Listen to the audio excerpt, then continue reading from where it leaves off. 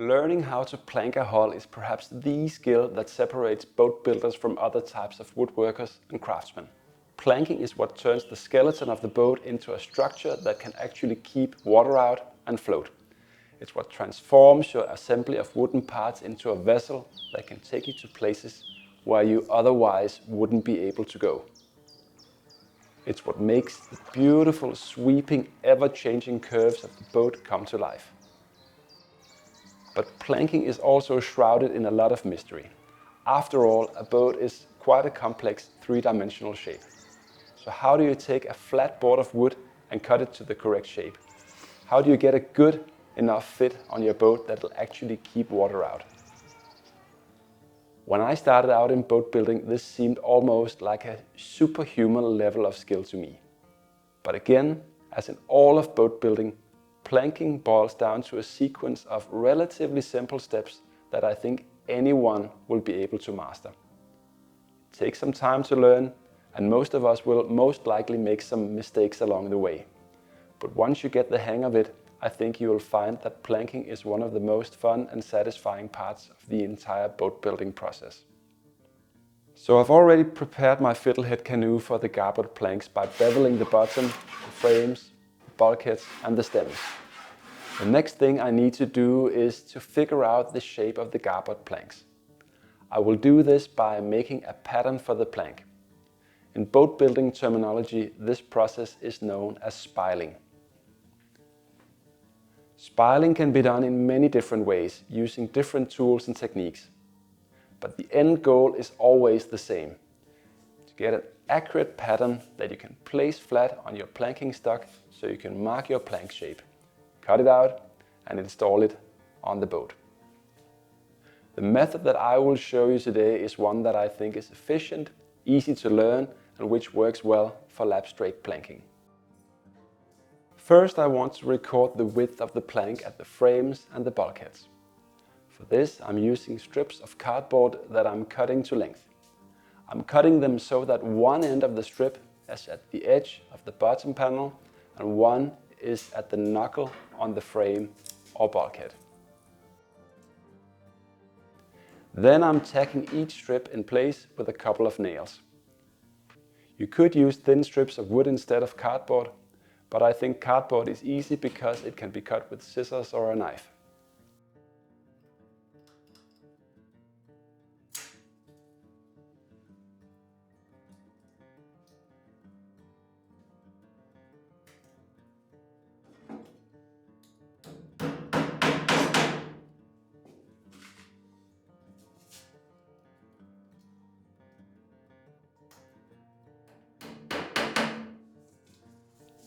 Now I want to record the shape of the stems.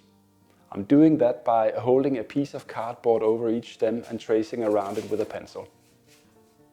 I'm making sure that the cardboard piece is large enough to cover the entire area where the garboard plank will lie. Then I'm cutting out the shape and testing it on the boat before I tack it into place.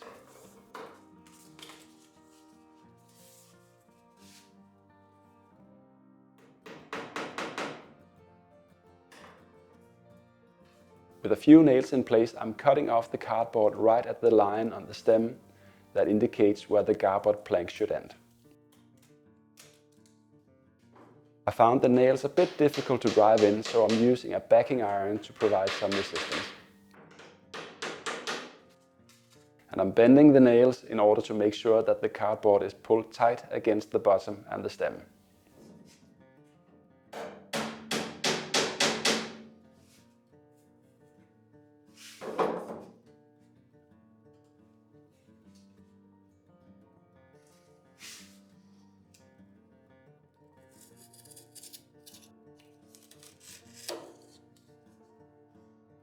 Now I've made cardboard patterns for the frames, the bulkheads and the stems.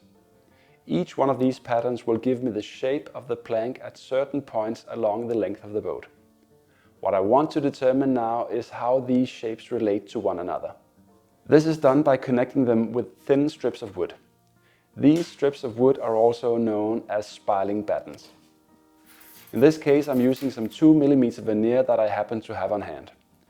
This veneer is a little bit to the flimsy side. 3 or 4 millimeter plywood would probably be a better choice because it's a bit stouter and less prone to sag. The strips shouldn't be too narrow. Around 10 centimeters or 4 inches works well for the Fiddlehead Canoe. I'm using a hot glue gun to attach the wood strips to the cardboard. I'm making sure that the strips land somewhere between the nails that I drove in at the edges of the cardboard strips. The garboard plank has a lot of curve to it, so I'm using 3 strips of wood to connect all the cardboard pieces. Here I'm tracing with a pencil around the area where I need to apply my hot melt glue. One thing that's very important to keep in mind when attaching the SPILING battens is to avoid edge set. Edge set is the batten moving sideways, usually due to gravity. The SPILING batten is so thin that it can easily be moved quite a bit, both upwards and downwards. This will result in an inaccuracy in the shape of the pattern and consequently also in the shape of the plank. What I'm aiming at is to get the batten to fall into place as effortlessly and naturally as possible without pulling it upwards or downwards. If you suspect that the weight of the batten is making it droop a little, you can consider making a slight correction by pulling it upwards just a little bit before gluing it in place. Regardless how careful you are, there will probably be a little bit of edge set in your finished plank. But as long as you're mindful about keeping it at a minimum, you should be okay. The final plank will have some flexibility too, which will allow you to tweak it back into the correct shape when you install it. I'm using a glue gun to make my plank patterns because it's quick and easy. But don't worry if you don't have one. Instead of cardboard and hot melt glue, you can use wood and screws. Just cut out your patterns out of wood instead, tack them in place and apply the SPILING battens using thin screws and wood glue. Once the glue is dry, the screws can be removed and the pattern can be taken off. So now my plank pattern is done and I'm pulling the nails so that I can try the pattern on my planking stock. In this case, it's a board of 19 millimeters or 3/4 inch large that I've scarfed together at the middle to get the curve and length I need for the plank. This board will be split on the bandsaw once the plank shape has been cut out, so that it will give 2 identical planks of about 6 millimeters or 1/4 inch thickness. I'm aligning the pattern on the wood so that I avoid sapwood and other defects. And I'm making sure that the pattern lies as naturally and effortlessly on the plank so that no edge set is introduced.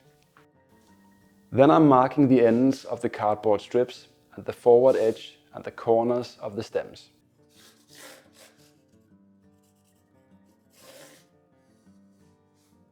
To get the boat as symmetrical as possible and to weed out any slight inaccuracies, I'm flipping the pattern around end to end and then I'm marking the edges of the cardboard strips once more.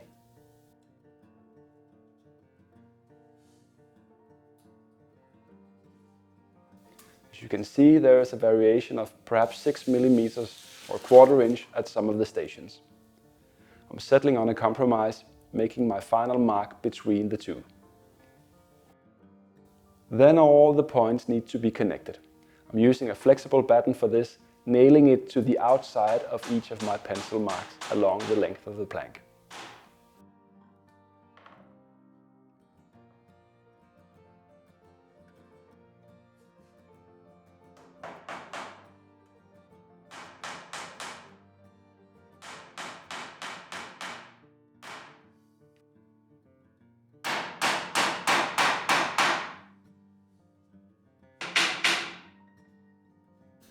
Then I'm checking to see if the curve looks nice and fair.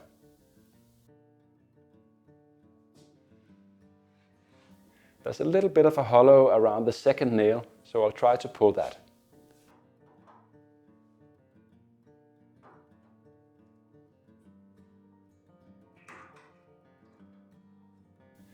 Now the plank jumps into place, making the curve much smoother. The same is the case at the other end of the boat.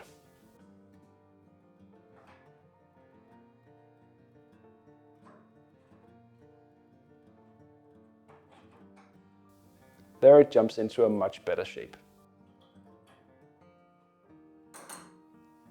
Especially with lapstrake boats, it's important that the plank edges are fair. If they're not, it may be very visible. Of course, I want to be as close as possible to the marks I got from my pattern, but in a lapstrake boat I would always give fairness of lines the top priority. In lapstrake, the planks obviously overlap, so the plank width is not quite as crucial as in carvel planking. If the overlap is a little bit less in one place and a little bit more in another, it doesn't really matter. No one will see it, and the boat will work just as well. And if the plank lines are fair, the boat will certainly be a beauty. Now I'm checking the curve once more before I draw the line.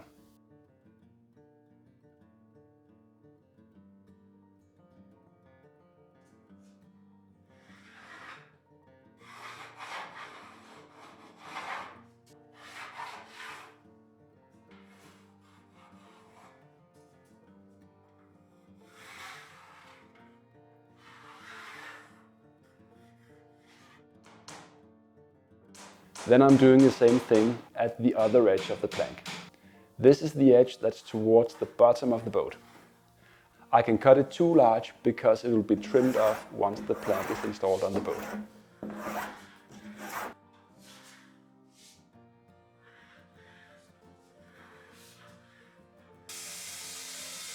So now I have my lines. Because the curves are quite gentle, I can cut them out with a circular saw. A jigsaw or a bandsaw would also work well for this task.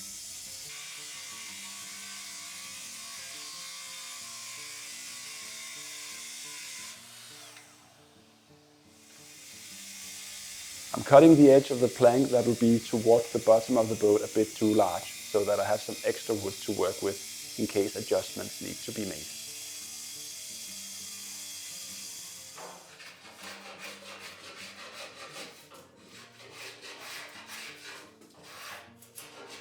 I'm leaving the edge toward the bottom of the boat rough. At the other edge, I'm planing to the line. This is a final edge, so I want it to be nice and fair. I'm starting out with a block plane, and then I'm finishing off with a finely set smoothing plane.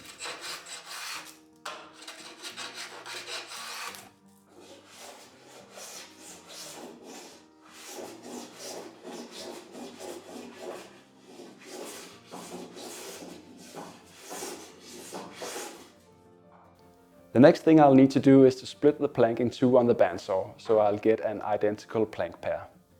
But before I do that, I'm marking the ends of the stems at each end.